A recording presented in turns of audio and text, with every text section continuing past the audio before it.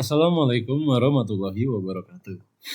Perkenalkan, nama saya Raja Albari. Saya dari kelas manajemen 22DX dengan NPM 2241178. Jadi di sini saya akan menjelaskan tentang startup opportunity. Definisi dan tujuan. Metode ini diciptakan untuk pembuatan buku The Smarter Startup. Neil Chebet dan Sonny Zheng guna membantu para pelaku bisnis untuk menemukan kesempatan membangun startup dengan cara yang sistematis. Di dalamnya terdapat memanfaatkan metode bisnis model Archegos dan The Startup Opportunity Record untuk mengidentifikasi dan mengevaluasi ide. Metode ini digunakan jika ingin melakukan eksplorasi model bisnis dan vertical market yang ada saat ini melalui menguji setiap peluang bisnis model baru terhadap dinamika market yang ada. Variabel startup. Yang pertama yaitu customer. Pelanggan ideal menginginkan sesuatu yang belum ada di pasar. Di sisi lain, ukuran pasar ini harus sesuai dengan kemampuan tim dalam bersaing dan kemampuan untuk memberikan pemecahan masalah. Produk yang baik akan menjadi respon langsung terhadap kebutuhan atau keinginan pelanggan. Jika nilai produk sangat sesuai dengan solusi baru tim, alasan untuk membeli akan menjadi lebih menarik. Yang perlu dipertimbangkan adalah dari segi biaya dan kemudahan solusi untuk digunakan dan dipahami penggunanya. Timing. Setiap pasar memiliki siklus hidup alami yang didorong oleh inovasi dan keadaan penting bagi tim untuk mampu mencari permintaan pasar atau minat baru pada suatu yang tidak mungkin dilakukan beberapa tahun yang lalu. Jadilah pengikut yang cepat untuk memvalidasi pasar ketimbang spekulasi tentang peluang baru. Competition. Agar tidak terpikirkan dengan kompetisi, tim perlu menghindari persaingan yang mendorong kompresi margin. Komoditasi dan konsolidasi pasar. Carilah pasar yang tidak efisien di mana masih memiliki peluang untuk berkecimpung dan temukan cara untuk mengembangkan keunggulan kompetitif yang berkelanjutan. Financial. Dalam menciptakan produk, tim perlu mencari peluang yang memaksimalkan keuntungan tanpa menimbulkan risiko modal berlebih. Mulailah dengan harga yang murah. Tim terdiri bukan karena adanya peluang bisnis yang bagus. Sehingga tim akan berhasil, tim perlu memiliki keunggulan kompetitif yang melekat terhadap usaha yang dibangun sekaligus memiliki pengetahuan yang mendalam, keterampilan teknis untuk menyampaikan dan mengakses mitra dan sumber daya utama. Langkah penggunaan. 1. Temukan bisnis model ACPS dari startup yang akan dibuat. Mengidentifikasi spektrum kepribadian bisnis fundamental sebagai bahan pertimbangan saat mengidentifikasi model bisnis. Terdapat 3 model ACPS utama: perdagangan, produk, jasa, dan model ACPS sekunder. Tiap kombinasi yang mungkin muncul dari model ACPS utama. Mengidentifikasi ide bisnis yang diterapkan untuk setiap model ACPS horizontal di semua pasar vertikal. Startup heuristik. 6 dinamika pasar yang merupakan seperangkat dampak yang diketahui perlu dipertimbangkan sebagai faktor sukses dapat digunakan untuk memvalidasi potensi ide. 6 dinamika pasar tersebut kemudian menjadi variabel yang digunakan dalam mengisi sektor pada evaluation metric. Evaluation metric membandingkan antara ide-ide bisnis dirumuskan oleh tim vertikal dan sektor yang diberikan terhadap 6 dinamika pasar yang ada horizontal memberikan sektor tersebut. Dimaksud untuk membandingkan kelemahan dan kekuatan dari peluang ide-ide bisnis untuk direalisasikan sehingga memudahkan pengembalian keputusan. Sektor kemudian dibuat nilai rata-rata atau keseluruhan sehingga startup dapat memutuskan ide mana yang akan digunakan berdasarkan nilai rata-rata keseluruhan tertingginya. Customer segment. Definisi segmen pelanggan. Segmen pelanggan adalah pembagian pasar menjadi kelompok-kelompok yang lebih kecil berdasarkan karakteristik atau kebutuhan yang serupa. Ini melibatkan identifikasi atribut seperti demografi, geografi, psikografis, atau perilaku untuk membagi pelanggan menjadi segmen-segmen yang berbeda. Jenis segmen pelanggan, demografis.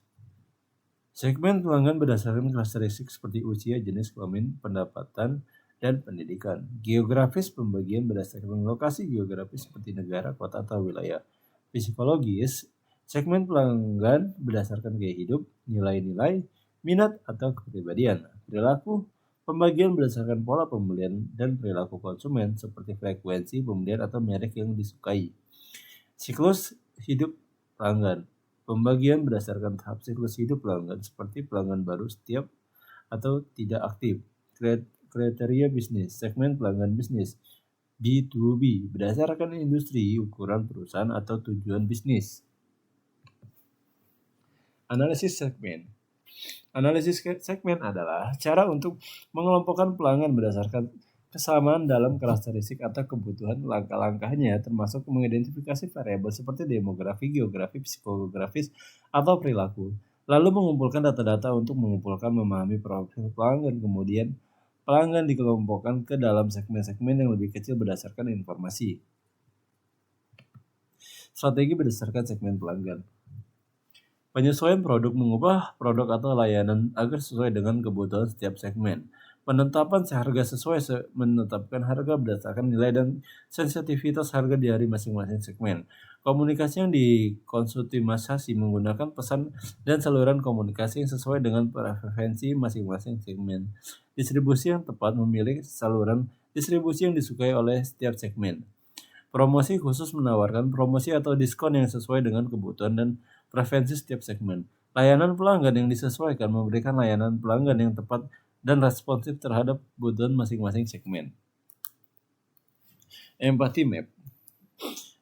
Pengertian Empathy Map. Empathy Map adalah alat visual yang digunakan untuk memahami pengalaman pelanggan dan perspektif pelanggan atau penggunaan terkait dengan produk atau layanan. Empathy Map dibagi menjadi 4 area utama: saying, apa yang mereka lihat; selling, apa yang mereka katakan; thinking, apa yang mereka pikirkan; dan doing, apa yang mereka lakukan.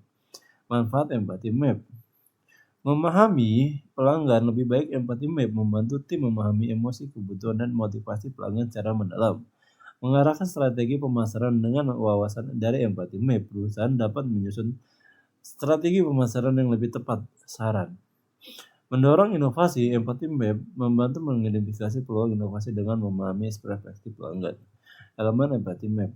Empathy Map terdiri dari 4 elemen utama yang membantu dalam memahami pelanggan secara mendalam. Saya melihat lingkungan fisik dan situasi di sekitar pelanggan terkait dengan produk atau layanan. Saya mengatakan ungkapan verbal pelanggan seperti kebutuhan, keinginan, masalah, atau pertanyaan terkait produk atau layanan. Thinking, memikirkan perasaan, harapan, kekhawatiran, atau pertimbangan internal pelanggan terhadap pengalaman dengan produk atau layanan. Doing, tindakan atau perilaku kontrak yang dilakukan pelanggan terkait dengan produk atau layanan. Design Thinking. Pengertian Design Thinking. Design Thinking adalah metode untuk mengidentifikasi dan menyelesaikan masalah. Ia berorientasi pada kebutuhan pengguna dan menciptakan solusi yang inovatif dan efektif. Design Thinking meliputi proses seperti analisis konteks, penemuan dan membingkai masalah, pembuatan ide dan solusi, berpikir kreatif, membuat sketsa dan menggambar, membuat model dan membuat prototipe, menguji, evaluasi. Tahapan Design Thinking. Empati memahami pengguna dengan mendengarkan dan memahami untuk kebutuhan, masalah, dan konteks penggunaan secara mendalam. Definisi masalah device. Mendefinisikan masalah secara spesifik berdasarkan pemahaman tentang penggunaan dan tantangan yang dihadapi.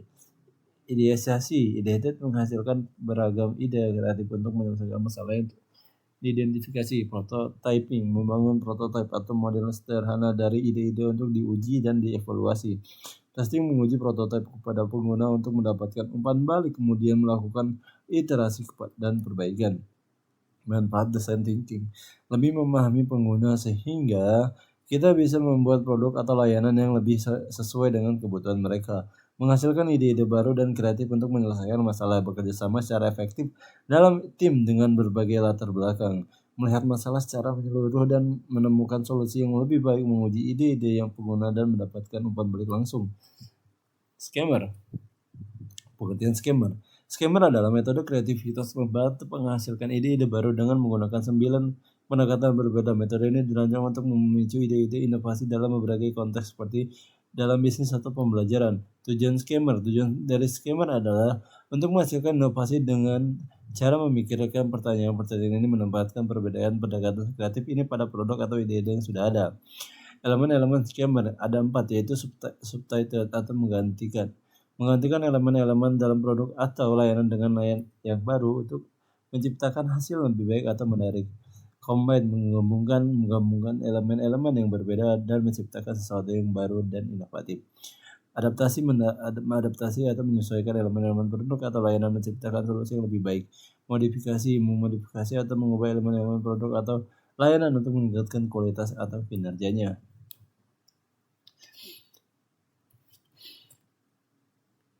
Sekian presentasi dari saya. Assalamualaikum warahmatullahi wabarakatuh.